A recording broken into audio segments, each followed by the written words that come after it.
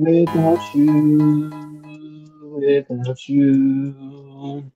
Cheers, everyone. Welcome to Mystic Journeys with HB and Derek, or not Derek, but Nerdy. I always do Cool. this because I pre-think ahead. I'm like, my words are coming out faster than my thoughts. Derek, or it's not here, so he'll Yeah, we'll show up see if here he in just a shows up. minute We'll and see. chat Yeah. with you guys. Yeah, sweet, and thank y'all for being here. Today's the Wayback Wednesday episode. Today we're week 16 in the book. So Nice. It's just me and you right now, HP. So let's just, catch up a little bit. How's your week going? pretty good, pretty good. It has been really beautiful here the past couple days, so hopefully that keeps up. It was a little over 60 degrees today. I went for a long bike ride, and then I actually came back and took the dog for a even show. Nice. It sounds like a good time. I should have went Good for a walk time, man. today, You can honestly. tell. I've been needing to I'm relax. pretty in tune with nature, and I can tell that it's actually spring and not a false spring because you can see the birds are starting to wake up, the insects are starting to come to life, and they know anything before we do. It's like The Groundhog grass Day, so is starting to turn green, and that's a big difference 100%. from a couple weeks ago. Yeah, man. So obviously it's not full blown spring, but it's getting warmer, and that means plants and mushrooms and stuff. So I'm excited, Exactly. man. And I'm glad we got the extra Yep, snow last weekend. That was really, really helpful. We really needed that. for the moisture, Yeah. 100%. It's nice to see. Whenever I went out there, I could see the mountaintops still had a bunch of snow on it. Nice. Yeah, you're in definitely a Yep, completely different part of Colorado I'm in too. You're more north, 100%. It's more west, like a different so world. yeah, higher elevation too, I think. I think something that a lot of people aren't really aware of, that how vastly different Colorado is all over the Oh state. yeah, it really is. We have so many different, microclimates and Climates. habitats. Yeah, Yeah, biomes. I'm excited to discover it, man. Yeah, It's the yeah. alpine herbs. I'm a southern boy. It's the stuff that, like, as an herbalist, you're like, it's the cream of the crop, really. All Mhm. the alpine herbs, mullein and yarrow, and things we talked about over the show. So, yeah. Yeah, today I was waiting for a big proposal, news on a big proposal to come in, and it was unfortunately it was bad news. Didn't get the funding we were hoping for, so moving Okay. on and figuring out what's next. It's strange how the way back's Sweet. kind of tying in with stuff that's happening with my life today. But I'll take it one day at a time. We'll see how it goes. Think I'm just gonna take the rest of the night to just Right on. chill, relax, maybe play some Minecraft. I don't know. I just need to relax today. I've been working too hard for. I don't think it was for naught. It was.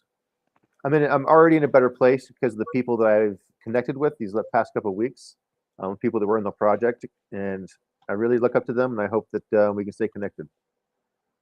And Sweet.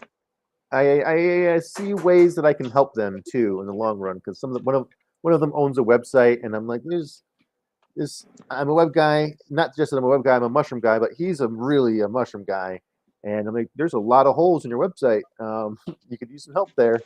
So maybe we can Cool. work together and Cool, put our heads man. together and maybe make something work. I love that. That's old Yeah, school, man, because it's like, hey, this is what I have to offer. Like, I can help you out rather than right, just holding your hand out. I like it. right. It's old school. Exactly. Hey, how's Cool. it going, Oreo? Orio's here. Let me get the light real fast and let me grab my drink, and then I'll go ahead and get into the reading. Okay, cool. Actually, that was a good call. I'm gonna get something to drink too while you're at it. I am thirsty. I got it. I just, yeah, I've been gone basically half the day. Yeah, I definitely need to get something to drink. So I will be right back. Go ahead, man. Take your time. No worries. We'll talk ghost chat while you're gone. Yeah, I'm drinking some mandarin tea resin that I made. I actually put lemons, limes, and mandarins in it, dried.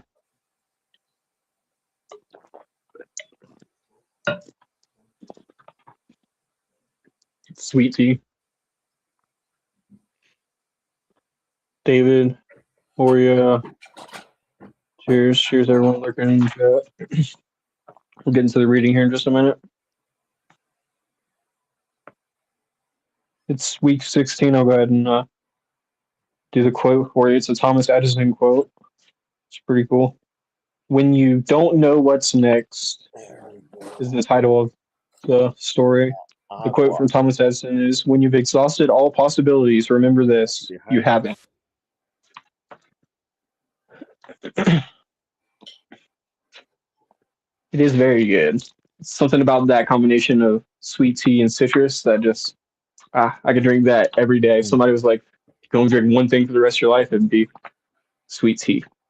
A bit of lemon or lime in that sucker, good to go. Well, if I didn't have to worry about the consequences of diabetes or my other, obesity, I'd just be drinking Fago red You can always control the sugar level though. You can like red put pop. like 2 grains in there if you want technically, right? The secret recipe to pull that off, Counts. though. You can make that? Or are you Look, joking? I'm joking. I wish I could make some red pop. Yeah. Yeah, Figure out you what the saying you secret gotta have the is. recipe to make it. Yeah, Yeah. yeah, that'd be nice. Yeah. If Right. I only. was just saying before you got here, it's a Thomas Edison quote this week. It's pretty cool. Yeah. The title of week 16 is "When You Don't Know What's Next." And the quote from Thomas Edison says, "When you've exhausted all possibilities, remember this: you haven't." And it's not a very long reading. Let's go ahead and get into it. Yeah. Sometimes it's easy to know what the first step of an endeavor is. If you want to write a book, start writing. If you want to improve your health, go to the gym. If you want a promotion, apply for it. But what happens when you get writer's block while writing the book, or you aren't seeing the improvements you were hoping, or even you're hoping for, even though you're working out regularly, or when you find out you weren't getting the promotion, what do you do next? Maybe take a nap. That's often been my solution, although it's never actually done much for me besides make me more rested. But here are a few ideas I can offer that may actually be helpful when you don't know what to do. What's next? First bullet point here says surround yourself with people who lift you up, like a Wayback tribe. We come from tribes, it's how we are meant to live. But so often we suffer in isolation and stay stuck in our own head.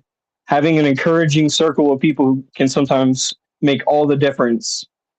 Others in your circle may have been exactly where you are and can share some insight about what helped them. But if you don't connect with others and share what you're experiencing, they can't help. The second bullet point says get silent and give yourself some space. Our intuition is often trying to speak to us, but we're so distracted by all the busyness we're surrounded with that it's hard to hear. Some answers don't come from your mind. Instead, they rise out of stillness in a soft whisper. The only way to hear the inner wisdom is to get quiet. Focus on just one step you can take today. This is the third bullet point I should mention here. Don't worry about where you'll be in a week or a month or a year from now. Maybe you can try writing from a coffee shop rather than your normal space, or learn one new exercise you can try out in the gym. Or you can set up a meeting with your manager and discuss what you can do to improve and work towards getting the next promotion. Remember, just one step here. Don't get overwhelmed by fast forwarding to all of the potential subsequent steps. No matter what, when you feel stuck, know that you'll figure it out. As Edison said, you haven't exhausted all the possibilities. And today's prompt is there an area of your life where you don't know what's next? Or have you experienced a time when you didn't know what's next and come through it? If so, share what worked for you to get through the other side. Yep, I'm going through that right now. With the Go that ahead. project. Shoot it down, Ernie. With that proposal that got declined. Yep.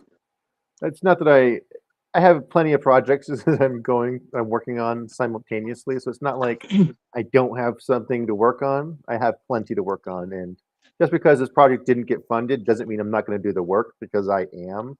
It's just not going to be funded, so I'm not going to be able to go as far into the state as I want to be able to collect as much as I want to. So it means I'm going to have to, like this chapter was talking about, I'm going to have to rely on my tribe a little bit more. I'm going to have to teach more people about iNaturalist and teach them how to make high quality observations, so that and that's so that we can submit them for DNA, and we can, actually start documenting it. Eventually, maybe we can create some sort of a resource that people actually want to use. 100%. And have you dealt with this whenever you're younger? The same kind of feelings? Is this something you always deal with? Disappointment? Not a disappointment necessarily, but whenever you run into a rock and a river, it's the things that stop us from going on the path that we thought we wanted in our head. Kind of like we were talking about before the show. It's like, I think it's like the universe almost like telling us, like, even though you think in your head this is what you want, the universe knows better, knows what's better for us to go this way rather than this way. It's like guiding us. That's just my interpretation. But so what you're kind of saying is the obstacle sometimes is the way. Yeah, but I'm saying, has it always frustrated you as a kid whenever you're real young, like having those obstacles in your way? Absolutely, my whole life. It's always frustrating. And how did you get over them, I guess? But also, there's been plenty of times when this is actually like, I actually mean this literally, where I've fallen down, and as I'm picking myself up, I make a really awesome discovery. And that's happened multiple times in my life too. Yeah. Like last summer, I was walking through the stream, trying to get across it, trying to hop boulder from boulder, and there's a soft spot, patch of moss. I slip and fall, get all wet. I bust out my knee. As I'm picking up, I find these mycena mushrooms on the other side of the stream, and I send them in for DNA sequencing, and it turns out it's a new kind of mycena that I don't think anyone, maybe one other person might have found before me. But it's this new kind of mushroom that we need more documentation of. I'm like, I'm glad I fell in that spot in that stream, because then I wouldn't have seen that mushroom, because it was right there in my face as I fell. Yeah, it's all about perspective, and without going down the hard road, sometimes we don't get that perspective. They talked about in the book a lot that following your intuition, like that kind of insight, and that we talked a little bit about the Eastern mysticism. Buddhism is really a great embodiment of people who don't really bundle too much with the idea of philosophy or the concepts of consciousness itself. They just live their life, and they have rituals that they do and they follow. They live the land and they just do their thing. And to them, that creates balance, which is, it's very understandable because it's freeing. It makes you to where all you have to worry about is getting up, making sure you got food, checking on the garden, checking on the chickens, cooking your food, and going to bed and doing it again the next day. But it's the balance to me is like, it makes life a little bit more juicy whenever we have these like intellectual concepts about like the way we think. And I was just listening to a podcast before the show about this guy, and basically essentially he forgot pepper in his meal whenever he was cooking, and he like thought about it and was like, oh, I need to add pepper into the meal, right? It's the idea that I talk about with the Akashic records. Like, do our thoughts come from us, or do they come from somewhere else that make us think these things, right? But in and amongst that, you're like, okay, well, you ask people, what are you thinking right now? But you don't ask them how they're thinking what they're thinking, because whenever he thought of pepper, everybody here thought of pepper in a different way. They thought of pepper like visually, they could see the words. Some people they could see like a pepper shaker in their head, and they're like associating the symbol of the pepper with, it's like different ways that people think and then people's minds are. Right. There's a few comments in the comments that I think are worth pointing out. Sam says, I usually have to walk away and come back and try later if I'm feeling stuck on something. 100%. That's the point I was going to make. A rock in a river is a cool way of looking at it. Yeah, literal rock. Yeah. Yeah, it's like stops our flow. It upsets us. And David says, it's not the why the rock, it's what the rock can teach us. It's not the why is the rock. Yeah, exactly. That's what you're mentioning, yeah, man. And that's what I was going to make a point of. Like, those things do frustrate me. They always have, right? They still frustrate me because when I have a goal in mind, I'm very goal oriented. It's how I live my life. I'm like, I want to get here. I don't know how I'm going to get there necessarily, but whenever it's like you can't get there, it frustrates the hell out of me. But I do exactly that. I like take a moment, step back. I let my human emotions subside, my anger, my frustration, all that, because it's going to take a day or whatever, right? It's going to like, you're going to be in those feelings and emotions, and as we should. We shouldn't ignore them or suppress them or any of that. We should just feel them. And then later on, we come to the reconciliation. Well, how can I logically solve this problem? Like, what's the best way to get around this rock without causing the least amount of stress? And then it's what separates the people like who give up in life from the people who keep pushing forward. To me, that's the fun thing about life is getting around these obstacles and figure out. Like a lot of people look at them as like hurdles to get over and their detriments, but in a way, like I still get angry at them. Trust me. But whenever you overcome it, it's like any other thing, like a video game or any other like physical thing you're doing, like going to the gym or getting that job promotion. When you finally get it, you're like, yes, I earned it and I worked really hard for it. And I feel like I did my fourth agreement. Now I can live without regrets rather than if somebody just gives you the perfect body and you never had to work a day in the gym for it, or gives you the promotion and you never had to work for it. And then you're like in this position where you have to upkeep this body and you have to upkeep this promotion. Can you even hold it up and keep up with it? Chances are probably not, because the only people that do are people that have been there and done it, grind it up from the top. There's another spot here from a couple. It was from 2 weeks ago, where it was like right before week 15 in the Wayback. There's these little sections, they call them kindling, which is basically just it helps you create little sparks. I read one side, but I didn't read the other. Let's go ahead and read the other side. The laughter is medicine one. Yeah, laughter is the best medicine. I'll go ahead and read this one if you don't mind. No. Says, keep the flame aglow by taking the action below. Laughter is the best medicine. Laughter has some incredible health benefits. Stress management. 2016. Oh, that's a guys. They're quoting a book called Stress Management. Laughter relieves stress, improves the immune system, relieves pain, soothes tension, improves mood. When was the last time you laughed? I don't mean a chuckle. I mean the kind of laughing where your eyes are filled with tears and you're gasping for breath. If you can't remember the last time you did this, it's time to make it happen. Action. Schedule a happy hour, karaoke night, or some awesome outing with your tribe. Discuss when and where you'll go. Yeah. I can remember the last time it was for me. It was we were watching that Dose documentary, or not documentary, but comedy stand up with Shane Moss. That was super hilarious. I was laughing. Yeah, you guys couldn't hear it because we were obviously when we get in Discord, we're all muted up. But I was dying laughing. I was like, yeah, this is pretty good. And kind of reminded me literally about this kind of whole story I'm about to tell. The first psychedelic experience that I ever had, and I've talked about it, and you guys can go back and look at the story. But whenever I had that first psychedelic experience, it made me laugh like that, like a kid. I didn't even think I could laugh like that because it had been so long that I'd laugh like that. But that's where I find that a lot, doing psychedelics. Give me that really joyous, like deep guttural laugh, like your face is hurting from laughing so hard. I love that. It's very freeing. There was a few times where I really, really remember, like in my past, when I was really laughed a lot. Like some stupid movie.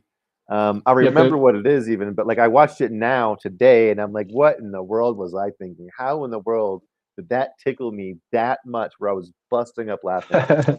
The movie was Rat Race, but I've never seen it. Back then, I thought it was hilarious, but now it's just like, wow, that was dumb. A bunch of as I was riding today, I was thinking about this. Like, I'm in touch with all versions of myself like that. I'm in touch with like my infant version of myself, my 3-year-old version of myself who would laugh at booger jokes and say girls had cooties and stuff like that. And I'm in touch with my teenage self and my young adult self. And as I get older and older, I carry all of those selves with me. Like I'm very much in touch with them. So even though I'm not like the type of guy who's going to like laugh at everything, I'm not a super giggly, bubbly person. I still have the ability to, because like I have that little kid inside me who would laugh at a booger joke. And I think a lot of kids are like that. Initially, they're like laughing at dumb stuff around them. With the right fart joke, anything. It'll get me. Exactly right. It'll get me. And as I get older, it's like I like the balance. It's like, okay, like I will like indulge in that kind of stuff, but at a certain point, it's like, okay, we have to put that down and we got to go do work. So I like to balance it a little bit as in me, like this version of myself. Maybe later on in life, I'll be like, I took myself too seriously and it's all about poop jokes. But as I get older, I'm like, yeah, it's not really my vibe. But I do still hold on to that. Again, it's like I can sit there and like not take myself so seriously. Like, oh, it's a poop joke. Do grow up? Like if I'm offended by it, again, I'm the issue. And I think that's important to remember, that we carry all those past selves with us, and sometimes they carry trauma with us in certain aspects. Like you can't make this joke about this thing that bugs me and bothers me, or this job opportunity that I didn't get that stops me and that bugs me. It's because of the way we're programmed as little kids to handle these situations, and then we're adults trying to reprogram ourselves. Yeah. Like, well, instead of getting frustrated, let's just think about this a different way. It's Mhm. hard. I struggle every day with that shit, dude. Because it'll be something little, like, you'll be talking unimpeccable about yourself. Oh, that was really stupid of me. How could I be so stupid? That was ignorant of me. Like, like just talking bad about yourself, and then none of that's true. Like, those words you're saying aren't true. Yeah. Or I could have done something different, or talking about making assumptions. If I would have did this, maybe I could have got that promotion, or I could have got a better result at the gym. It's all breaking our agreements, man. Yeah. Sometimes you just got to do things anyway. Yeah, Even if every things single don't day. go according to plan. Yeah. That's what I was thinking when I was walking around in this shit, dude. I have pretty good days. Like, I don't carry around depression with me. My anxiety gets better and better every single day. Um, but it has for years. So I kind of think about whenever I was younger. I remember having a conversation with myself about life's gonna be tough. It's gonna be hard, especially for people like me who like care so much in the world. So I was very aware of that. And every single day, that's all you can do is just take it one day at a time. I've had horrible days where now it's like my bad days can't amount to the bad days that I've had before. So it makes me sure that I can take on whatever today is, Mm-hmm. like no matter what.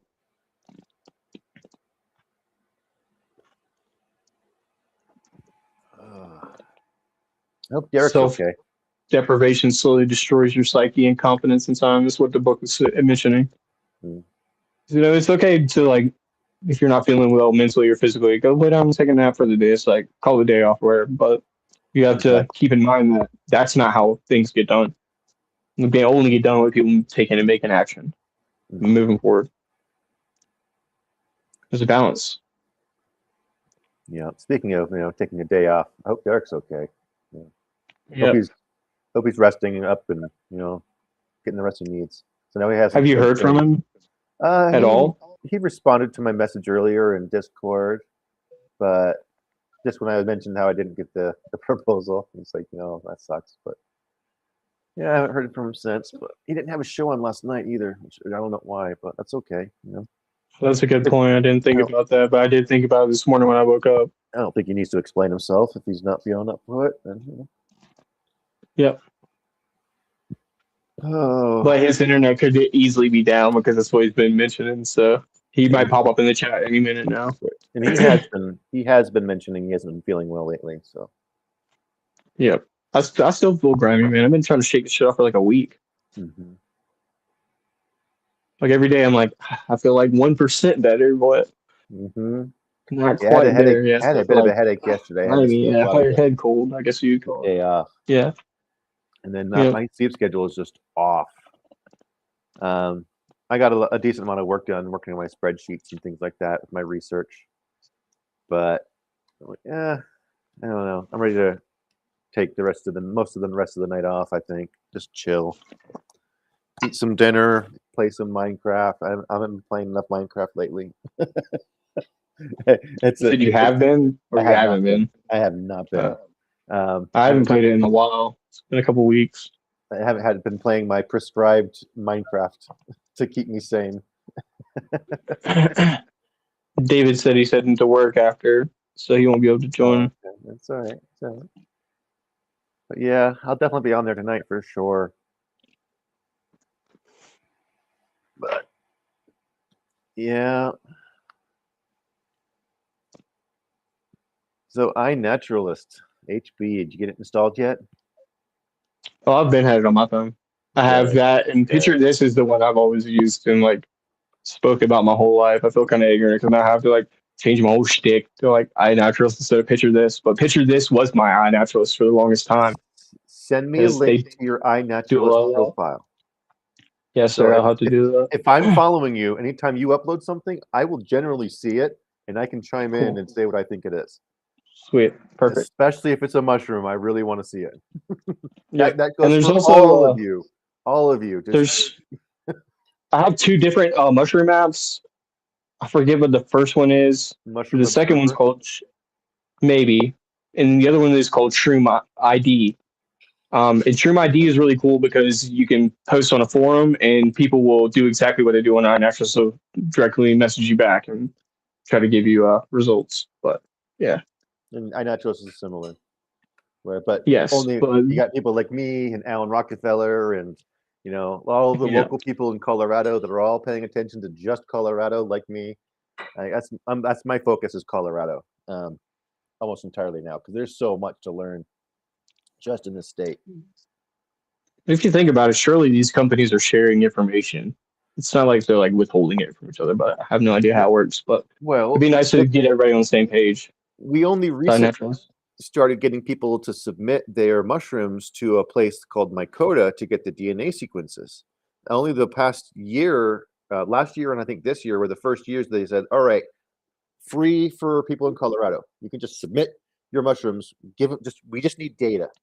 And now that a lot of that information is coming back, the people that are actually updating my listings that I've submitted DNA sequences for, I'm realizing not everybody's doing a good job.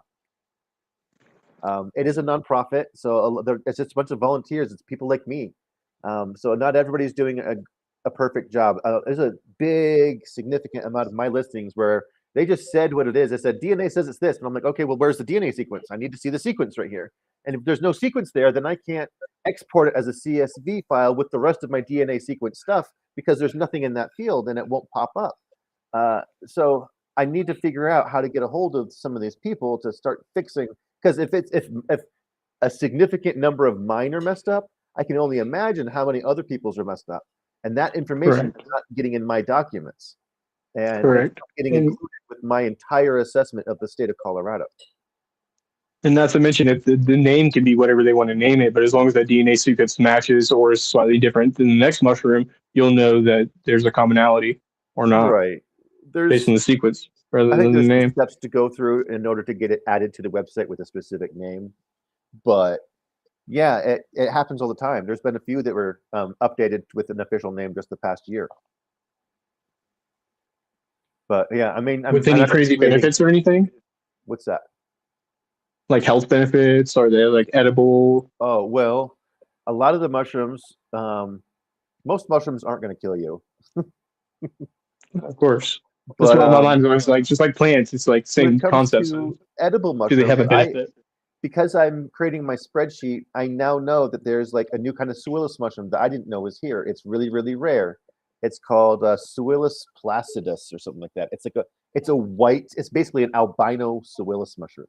And I'm like, I've never seen this. I didn't know it existed. And then there was another, I got DNA sequence back on another one, Suillus luteus. I'm like, I didn't even know that was here either. And my DNA sequence is the only one that exists in Colorado. Well, on iNaturalist at least. But yeah, there's so much work that we can do. We just got to get out there and properly preserve the Document specimens it. so that we can send them in for sequencing. And And then how are the you doing that? I leftover, was going to ask you about this. and then the Sorry, go ahead. Finish. leftovers, I get to keep the leftovers. So I have my own fungarium here at home. I only send them 1 or 2 specimens out of like 5. Because if I find a new type species that no one's found before, my collection is really then suddenly super duper important because every other mushroom that once it gets a name, all the other collections that come back that needs to match my same type of mushroom in Okay. order to have that same name. At least that's what the pros Correct. say. But yeah, That makes sorry. sense. I'm Did you have a following. question? I was kind of going on and on My there. question was, how do you, when you're out in the field, do you, obviously, like you mentioned, you don't put these straight in a plastic bag. So how do you take them out of the field to be able to get them ready for sample? Well, a lot of times when I go out foraging, it's usually just for the day, and usually the day of, like, the weather's unpredictable and we might get rained on, things like that. So protecting your specimens is kind of like priority number 1. I will Correct. oftentimes bring, like, I'll go to the dollar store and I'll buy a bunch of paper bags. Just buy a bag of paper bags and take that with you. And then as Great you find idea. them, label them O1, O2, O3, so that you know Great which idea. order. So as you're taking pictures on your phone, you'll know which one was which. Cool. And And theoretically, if you're walking down a trail, as you go farther down the trail, the further numbers there'll be. right. And as you're taking pictures, ideally you'll be getting GPS coordinates with your pictures.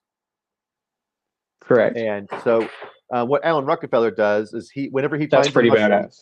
in iNaturalist, he will start the observation, but he won't upload any pictures or details. He does that when he gets back home or he gets to Wi-Fi.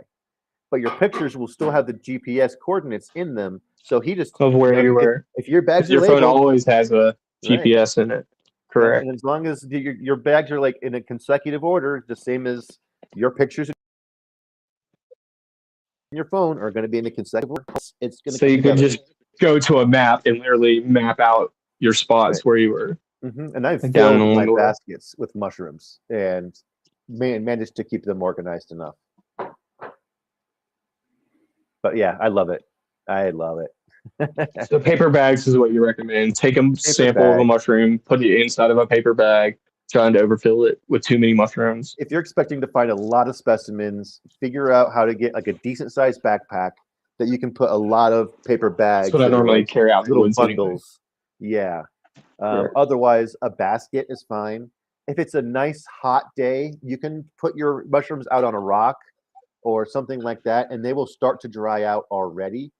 But sometimes it's good to have those fresh mushrooms a little bit longer so you can check them under a microscope or something like that.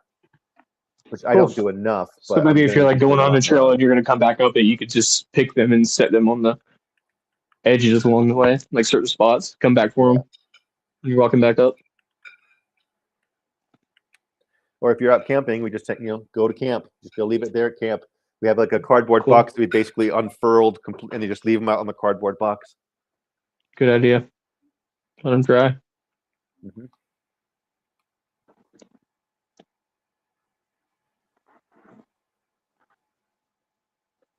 I was not feeling very well before the show. I'm feeling a lot better already. Thank you. It's nice having someone to talk to. Yeah, I'm still feeling pretty grimy. If I think about it, I'm like, oh, I do not feel great. My stomach's like on the fritz. Been fighting it off. I'm getting a little better every day though. It's been like this for me for months at a time. I don't know what's going on, man. Probably over a year. I feel it's like I get sick and I'll heal and I get sick again. I'm like, oh. So some days I'm fighting through the show. I'm like, but inside I'm like, oh. Not today isn't one of those days, but a couple of days ago definitely was. Like last week, fucking it was rough, dude. I was just fucking holding in there. Yeah. Yeah. Joe You could G tell my says, fucking vibe was different, dude. I was not feeling great. you have a huge military style bag. Swear I could fit inside it. Got it at a military surplus store. I love my local military surplus store, man. That is the place. That's where I got my foraging knife. I was like, I picked it out amongst all of them. I love my knife. It's very special to me. But Yeah, that army surplus store has like that's where I get my belt. I get a lot of nice little things there that I can't get anywhere else. I like that specific style of belt where it's what do you call it? I think it's like it's like one of those buckles where it's like yes, but I don't know what you're I'm gonna talking show you. I'm about. gonna I mean, show I you. do know what you're talking about, rather, so I don't know the name. I There's used to wear them all the time when I was a kid. I might still have one actually. Yeah. But yeah, I got a lot of cool stuff at the army surplus store. But a problem with the big old military style bag is that once you get too thick with mushrooms, the mushrooms are gonna start smashing the ones on the bottom. Because it's stacking straight up on top rather than can't like pile them up too big. So the baskets that we prefer are the really, really wide and short baskets are the best ones for going out into the woods. Because you like don't want the picnic mushrooms basket, pushing each other stuff too much. that kind of style. Yeah, like actual old school. And they call them the butt baskets, where they got the big old bottoms. I thought about a reusable grocery bag as well too. No, yeah, I've done that. If I'm only expecting to get like a single patch of mushrooms. A reusable grocery bag works great. I use them all the time. I have a cloth one. Yeah, exactly. Just make sure. But I carry a backpack with me. Okay. Yeah.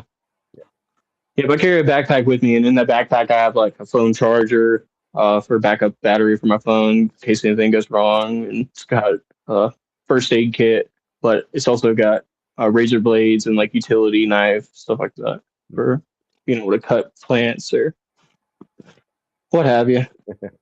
Jody's says that's what the 20 plus big pockets all around are for. Yeah, I get it. I love pockets too. Yeah, but keep microdoses in my side pocket. Some microdoses of niacin. Oh, that reminds me. I'm gonna have to try my. I have this one little leftover. Like this is leftover from the grand opening when Chris was opening a store. So this is my acid one. So I think I might just try this and see if it's still good. This was Your my acid one what? the acid extract.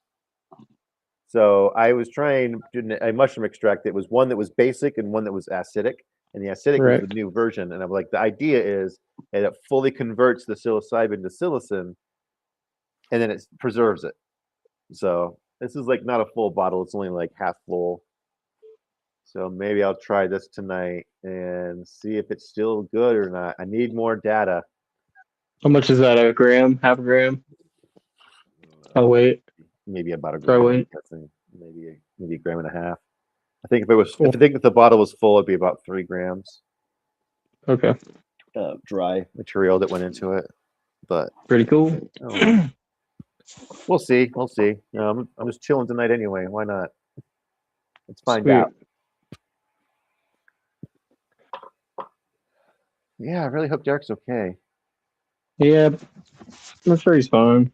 Yeah. It's one of those things. So there's no reason to worry until it's like time to worry. But I'm a worrier. I would think about It's this what I kind of do. stuff, dude. It's like, shit, dude. I have no family. I only have a few friends. Like, so if anything happened to me, you would not know anything and be like, "What happened to HB? I've never heard from that guy again." Like, it'll be that type of situation, bro. You have to think about that stuff a lot.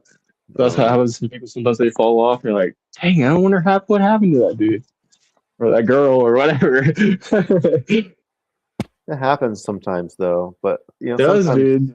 sometimes for no reason Yeah, other than it's just like us the meme connecting. of the old Xbox friends or old PlayStation friends. Like one day they Or just got off and never got back on. or that old security guard we used to hang out with at the graveyard shift at the dorms. Yeah.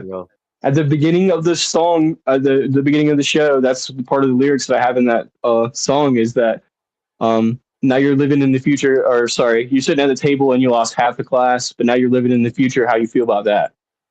Because like sitting there like you're a young kid and you got all your friends, and then later on you're like, damn, I don't even remember what happened to Tommy from high school, dude.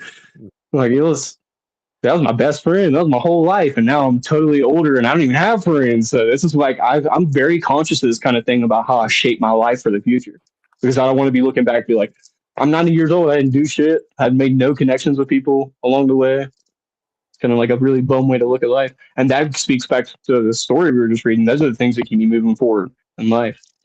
Is the idea that if I don't, then when I'm 90 years old, dude, I'm gonna have nobody to even freaking give a fuck about me. And that's really all I'm gonna want whenever I'm 90 years old is like to have left a good impression and treated people right. Yeah. Yeah. That's all you got, isn't it? 100%.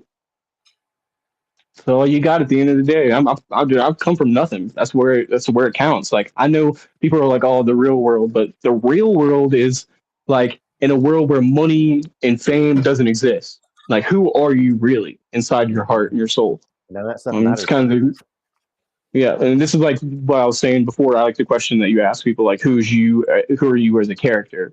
Like, if you could, like, I'd make yourself into the idea of a character, but it's like we're all our own character, really. Yeah. We're the main character Of of our course, own there are people that story. I relate to, and it speaks a lot about who you are and how your mind works. But yeah, once you realize that doesn't matter if you're famous or you're not. What you what only matters is how you fucking treat people and what you did along the way Yeah. and what you're willing to do to get to it. Like, were you willing to throw people under the bus for what you got, or were you willing to help people out and give people half of what you had to get where you are? That's like two different ways we can look at it. Taking Right. from people, being manipulative and narcissistic, or being compassionate and loving, working with the community, trying to build it, curate it. Right. Definitely makes you And I'm think. speaking like, hey, I'm a messiah, but I struggle with that shit too, dude. Like, Yeah, we all struggle. Exactly. yeah. trying to create the idea of a utopia, what we think a perfect society will be, and how do we, necessarily control that in our lives. Like these people who are negative, do do you do the Bhagavad Gita thing and just wipe them out, or do you try to have the empathy and love and compassion thing? And what works better? And when is this right time to choose these things? And how long do you have to decide these things? Whenever shit hits the fan, so to say, because That's a there are good like point. evils in the world that are just out there, and they're eventually going to show up in your life. Maybe in a small way, maybe in a large way. Different times, like we go through different things, but it's like, how do we handle it when he gets there? I think most of the time we should choose love and compassion and like honor and integrity. Grace, But grace is yeah, very important. I think the times that we don't choose that, we still shouldn't do it with hate or anger or viciousness in our eyes, or else it becomes a story of the Hatfields and McCoys. Like, what are we even fucking fighting for at this point? We're fighting a war that our grandparents started, and we're fucking in this shit. It's crazy. Yeah, And you that's get how it yourself becomes. in a lot of trouble just by being reactionary and not thinking things through before we react. Yeah. And Oh, guilty, oftentimes dude. I there's live a my life better like that. way, That's how I am. right? And Yeah. oftentimes there's a And I better have way, these, and then we end up kicking ourselves in the ass about it later. yeah, exactly. Because I have these reactions of these certain things, and we all do. Like sometimes it's people talking about politics, or sometimes it's people talking about race, or sometimes it's people talking about religion.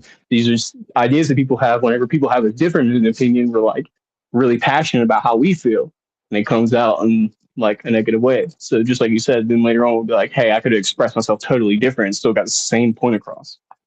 Yeah. Yeah. Yeah, and there's other times, like I said, there have been times in my life where I've felt a certain way, reacted a certain way, and had no regret or um decided to go back on how I acted or what I did, even if it wasn't going to make a change. Because I think that sometimes that's the balance of yin yang is to understand that life is not opposite, but is relative. Yeah. That hate and anger is not a Everything, bad thing. It everything just needs to be, depends. how do we guide it? Yeah. So feel your hate and anger, but don't, whenever you feel your hate and anger, fucking rage out and go punch walls and fucking take it out on people and shit like that. I got That's a where it becomes a song. detriment. It's like it's. I don't know if it's a song, but it is a song. I forget what it's called, but I'll have to find it on Spotify, and I'll share it in the Spotify. in the Discord. Yeah, but I think it's something about like taming the dragon. Your inner dragon and stuff. And it's not about Yeah, getting rid dude. of it. Not getting rid of it completely. It's about Yeah. harnessing it and using it. Yeah. We talked about this before at the very beginning of the podcast when we first started, like episode 3 or something like that, because it's Jordan Peterson talks about this concept that having that monster inside you, we need like recognizing that we all have one. That every single human being has one, and recognizing how to tame that monster. And I've mentioned this verbally on the show because it's a concept that I talk about and think about, is like shaking hands with your demons or your skeletons in your closet. And I know them by name. I know who they are. I know all of them, and I know how to control them. So I may not know what to do in a situation or how to act with empathy or to act with aggression or whatever, but I do know how to control them to get them to have a certain result. Like if I want to have a result where I don't want to just regret what I just said, I've got to put a cork on the anger guy, or else he'll just go out there and say, freaking screw everybody, right? Because that's what anger does. Yeah. Burn all the bridges. It's like Fuck learning. everybody. Yeah. Jordan Peterson has a great talk about exactly that, about how they're like monsters inside of us. The thought gremlins, we talk about this. It's like they're thoughts that we have that aren't necessarily true, but they're real, even though they're not true. Friday's reading in the Four Agreements, I think, kind of talks about this a little bit. It talks about how the judge and the victim, they're parasites, and that's our job as Toltec warriors, is to fight those thoughts and To those. fight them off. Yeah. Yep. So we're Because warriors. then you do exactly what the book talks about. It's like, okay, well, if I'm not just going to let my emotions guide me right now, how am I going to handle this situation? And it's the balancing your head and your heart, your logic and your faith and your gut emotions. Like very hard thing for me. At the end of the day, that's why most of the time I just choose to act on my gut. And I have this thing I've followed since I was a little kid, that it's always harder to do the right thing. It's harder to be a man. That's why there's less men out there in the world that we can look up to, because they made a lot of hard decisions. So Most of the time, if I'm dealing with a tough decision in my life, I'll be like, what's the harder decision here? Like, if it's easy for me just to walk up and tell somebody, hey, screw you, then maybe I shouldn't do it, right? But I feel like if it's like practicing being courageous and standing up for yourself, like it's a balance, right? So it's like, how do I stand up for myself, but also learn how to let stuff go in my life? Something I think about very choosing your often. battles. Yes. Yeah. And as a kid, I would just fucking be willing to fight over so fucking anything, dude. 100%. I'm still willing to fight over a lot. There's things that I like stand on my hill about how I feel and certain things, but I try to do my fourth agreement. I try to make sure proactively, am I going into a situation where I'm going to end up regretting this later on? Mm, By acting on my gut emotion, I feel I right. get a better result than if I put too much logic into it.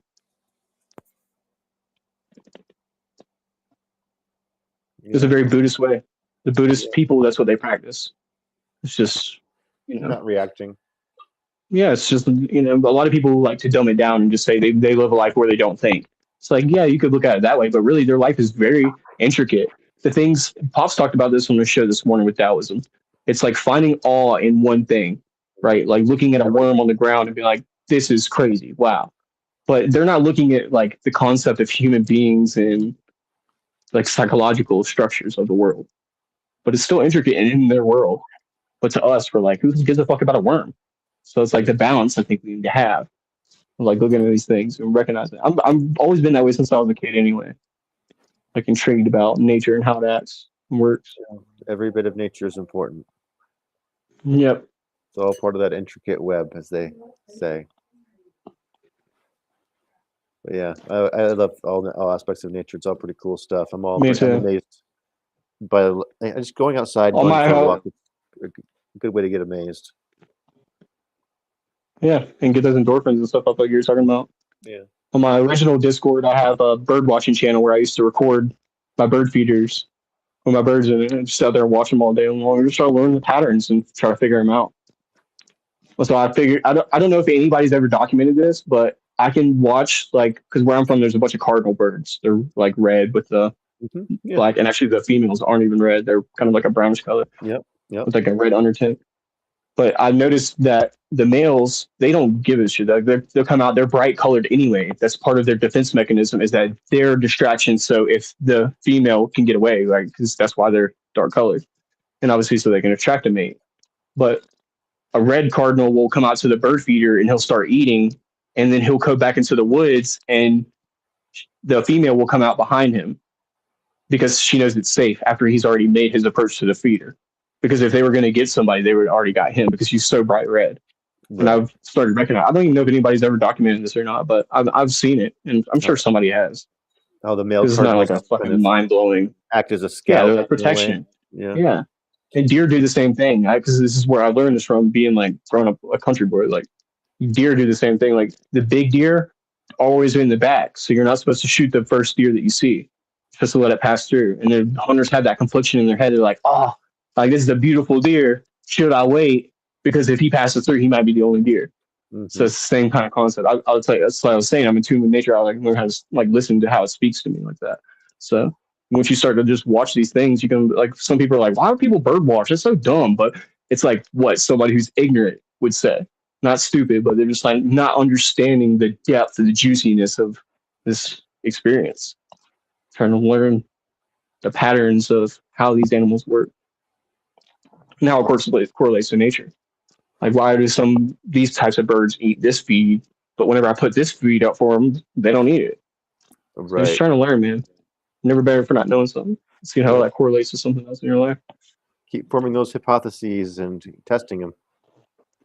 Yeah, and that's the Buddhist way of life, where it's not like how do you get to the idea of what you're thinking. It's just like let's just get to the idea of what we're thinking. Which again, I like to balance a little because I do like to think about how we get there, but we can do that when we're sitting by the bonfire. Like when we're out in the field, like you're doing the work, you need to like pay attention to like the logistics of nature. Why is this plant here? Why is it in this area? Is there water around? You start to look at stuff from a pulled back perspective. It's hard to do. You can't train that into people. Yeah, you have to have that inherent curiosity in order to Yep. succeed at that. And I'm not saying that people who are born in city can't have that perspective, but I think it's a lot harder to because it's all the same. It's like all just buildings and structures everywhere you go. But if you're out in the country, it's like the nature is so different everywhere you go. Like from one block to the next, stuff changes. Yeah. Yeah, so much diversity. Especially when we were just talking about Colorado has freaking 4 totally different climates. Different, like we have tundra, some serious desert. desert. Yeah, it's crazy. Yeah, and old growth forests and plains. Part of it looks like Kansas. Yeah, Yep. no doubt. Absolutely. It's a pretty crazy place, and It's a crazy world, dude. I love Colorado. No, the whole world is crazy. No matter where you are, you gotta get your fingers. I talked about it. You gotta get your fingers out in there in the dirt. Mhm. And that's what Pops was trying to make a point on his show, like finding the all in the little things, plants and animals and stuff around us, stuff we're dumb to. I always tell people like if you want to know how disconnected from nature you are, walk outside and try to name 3 plants, or better yet, 2 different kinds of birds. I bet no one can do it because it's so detached from nature. We're like, is that I don't know if that's a pigeon. It could be a dove. I don't even know because people don't know. Most people. Yeah. Yeah. And I'm not a hater. I'm not like, oh, you don't know. I'm not saying that. Like, oh, you must not know this band because you don't got this shirt on. But I'm just saying, like, but I can generally go out and point at stuff and tell everybody what they are. Yeah, it's not. It hard. lets me know how much I don't know because I can go outside and name a couple plants and I'm like, shit, I don't know most of this stuff, dude. But at the same time, when it makes comes you go way more like my mushroom foraging, I'm realizing that I need to pay way closer attention to what trees these mushrooms are growing next to, because depending on what type of conifer it's growing next to is really going to tell me what type of suillus it is, or what kind of there's a lot of, or what kind of Russell it is. Like what kind of tree is it next to? It really 100%. matters. Because we're so focused on like looking at this mushroom, but what we need to do is take a step back and be like, what is this environment like? How is it different than the environment right next to it? Is it because it has water? Because it doesn't have water? Because it's elevated? Started looking at it from that perspective. Interesting. This made me think. So Sunday, I was telling you that those mushrooms I gave you probably were not Suillus granulatus, right? Yeah, you think they probably are. But let me guess. So I was saying, my God, no, you can't do this to me. Suillus caibai. They're poison. Which is it's more common here. But the DNA did come back on those mushrooms specifically. What do you think they are? I would have no idea. They're Suillus granulatus. And I think that my DNA sequence. Yeah, the ones that you thought they were originally. And I think that my DNA sequences are the first ones in the area. Everybody else has been finding the other one. Oh, wow. Because you had the other one too, which I blended them both together to make that seasoning blend. They were the same. They were the same. Oh, okay. Just on different sides of the street, so they were connected to a different tree. Why do they smell so different? Why were they so different? Probably because it just has to do with genetics. Slightly different tree on the other side of the street. That's crazy, man. It's the same species of tree, but it's just a slightly different dirt. Wicked, dude. Freaking wicked. But I'm pretty sure they both came back as granulatus. But then you already know where you had them at because of your pictures that you. It's my neighborhood. Right. Sweet. Oh, okay. Yeah. Okay. And, but yeah, the point that I was trying to make is that looking at. Imagine if you walked into the woods and you could name 90% of the plants or animals or mushrooms that were out there. It would really be like, it would kind of make you set in your ways to be like, I know everything out there. There's nothing to learn. But really having somebody who's like brand new to it, it can bring a fresh perspective like this, or somebody who's maybe not necessarily a mushroom guy, but a plant guy to be able to make that correlation like you were talking about, like brings a whole fresh new perspective and shows you that there's more to learn. Even though you know 90% of the mushroom types, even if you did, which of course you never could, that there's always more to discover for one, and there's more to discover in what you already know. Like I know Amanita muscaria, anybody does, but what's the correlation to the mycelium and what plants that it grows around. This is what Paul Interesting Stamets is really good at doing. that you would say emanate to Muscaria. I'm going to get back to that in a second. As soon as I read Sweet. Calico Kids, technology takes Go us ahead. further away from nature. I can also argue that it gets us closer. So HB just mentioned emanate to Muscaria. So in the state of Colorado, I was in front of a bunch of experts, and we were all talking. And I said, like a fool, I should have kept my mouth shut. I was like, there are two different varieties of Amanita muscaria in the state of Colorado. And the experts speak up and they're like, no, that we only have Amanita muscaria var flavio vulvata. And I'm like, but we have one DNA sequenced Amanita muscaria var Gesue. And he's like, I don't know about that. I'm like, dude, it's DNA sequenced. It's on iNaturalist.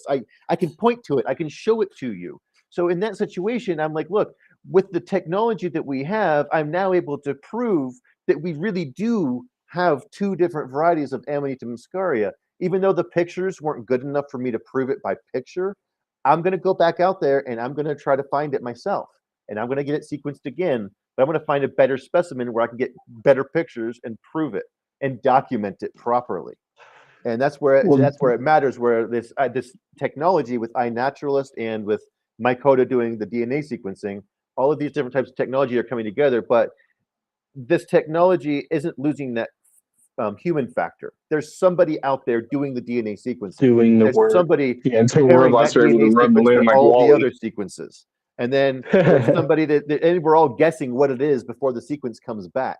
We're all Correct. learning because this information's out there. And Well, that's the whole story of Wally. yeah, yep. He's like trying to find that one planet after humanity's like already like destroyed the planet, basically. Like trying And to find that one little. they've Yeah. all succumbed to AI just thinking for them. So yeah, it makes a great point. But I think it could be like a place like Avatar where we live in harmony with technology.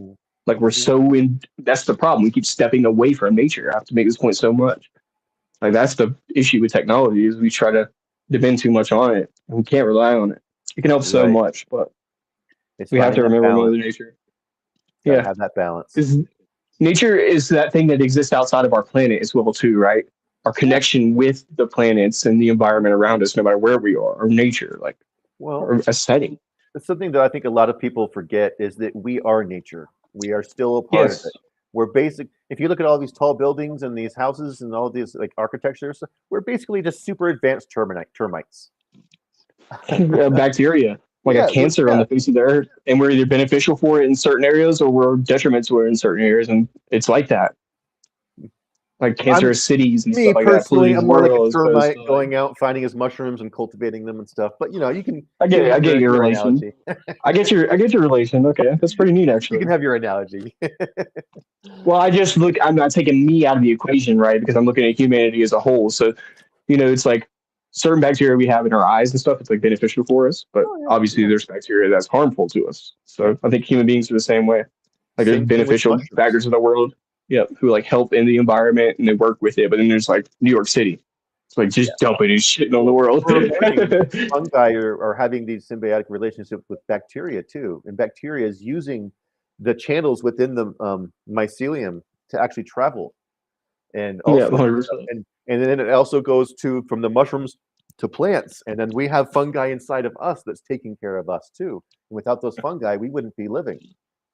Well, this takes me back to the question I was going to ask you before, and you were mentioning about finding that mushroom again.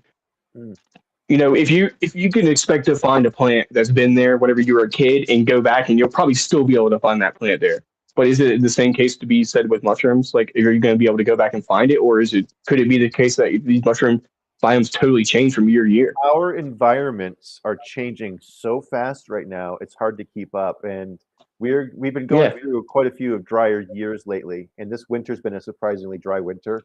So we're probably going to have a faster season and shorter season this time around, but it really depends on the year.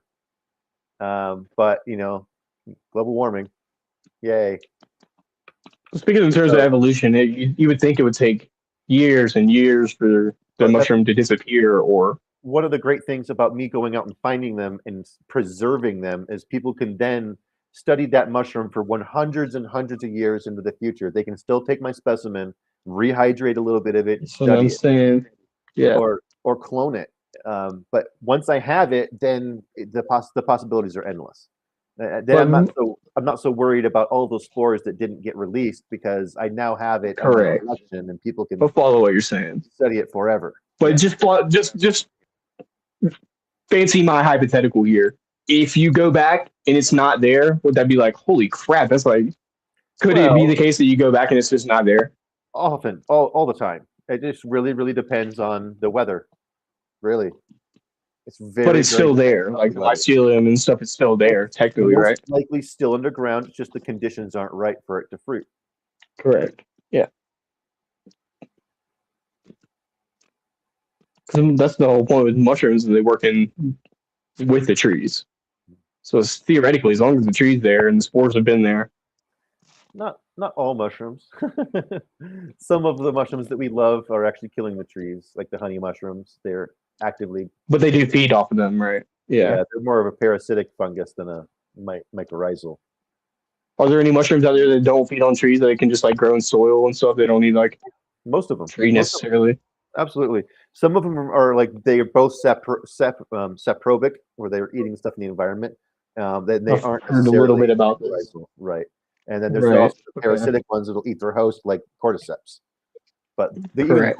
even cordyceps, you can grow it on like a protein-rich substrate, and it doesn't need bugs. Yeah, I've seen people do it on like eggs and stuff like that. Yep, Yeah. Chris Vinci did that on an egg. Yeah, I saw that. Yeah.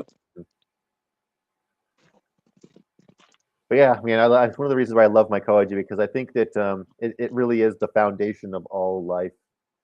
You know, first is probably bacteria, then fungi, then I mean, you're right, because before plants there was mycology, mushrooms, yeah, way and different than what we think of them now. But then we yeah, had lichin, and then we had plants, and then we had animals, I think. yep, you're right, man. But the plants and animals, we all branch from different places. The animals So branch surely that's the only reason we have the common plants that we have. ancestor as the mushrooms. But uh-oh.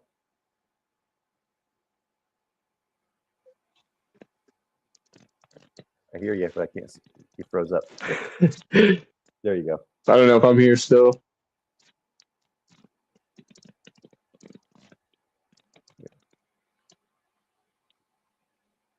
All right. Well, shall we call it a night? You got an hour in, so that's it. Yeah, That's we got all you an need. Well, thanks for coming, everybody. I'm really glad you guys were able to share some time with us. That really means a lot. You know, wouldn't be able to do this without your support. So yeah, I guess we'll catch you all tomorrow morning on Tea with Pops. I can't hear HB at all. He's cutting out, but I'm sure he understands. You know, you guys will understand. But oh, he's back. There we go. I'm back now. You were saying There something. we go. Just buffered for a minute. Yeah, that's what I was literally saying. I was like, I think I'm just dying. Okay. Yeah, I could see myself like glitching out, starting to go away. All right, cool. Well, it's good seeing everybody. Thanks for hanging out with us. Cheers, everyone.